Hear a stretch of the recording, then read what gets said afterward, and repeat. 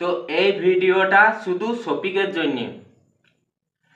Net খুললি শুধু শফিকের video, একটাই ভিডিও নোংরামো যে ভিডিওটা পোস্ট করছিল সেই ভিডিওটা। এমন কোনো চ্যানেলে নাই যে এই ভিডিওটা পোস্ট করা হয়নি, এতটাই ভাইরাল হয়েছে। তো আমি শফিকের ভিডিও আমিও দেখতাম, আশা করি ও খুব ভালো অভিনয় করতো, ভালো একটা অ্যাক্টার মানছি আমি। কিন্তু এই যে জনি সিং এর মতো ভিডিও করি মেয়েটার সাথে ছেড়ে দেওয়ার পর এখন বলছি আমরা না হলে ভুল করেই ফেলেছি, ভিডিওটা ওরা শেয়ার করছি কেন, এরা শেয়ার করছি কেন। শাক দিয়ে মাছ কখনো ঢাকা যায় না। তো কি বললাম, শাক দিয়ে মাছ কখনো ঢাকা যায় না।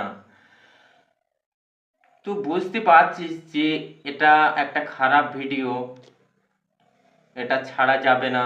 কি যে কারণেই হোক ভিডিওটা ছেড়ে আপলোড করা হয়েছে। যখন ভিডিওটা করা হলো তখন কি একটু শান ছিল না? যখন এই ভিডিওটা করা হয়েছিল তখন কি একটুও শান ছিল না যে এই ভিডিওটা করা হয়েছে, পরবর্তী যদি কারো কাছে যায় কেউ বা ছেড়ে দেয়। শফিক, অনেক ছোট আছো, কিন্তু এখনো শুধু সোশ্যাল মিডিয়ায় বিশাল ব্যাপার। একটা বাচ্চা ছেলের যা বুদ্ধি আছে তোমার নাই ভাই। তো বলছি,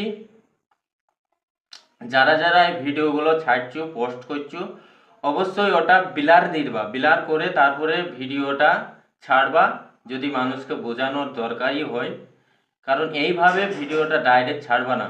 আর শফিক, তোমাকে বলছি, জীবনে যদি বেঁচে থাকো ভাই, যদি নাম কামাইতে চাও, এইসব ভিডিও করে কখনো ছাড়বা না। কারণ তোমার ভিডিও একটা ছোট বড় বাচ্চা সবাই দেখে, এখনো আজও দেখছে।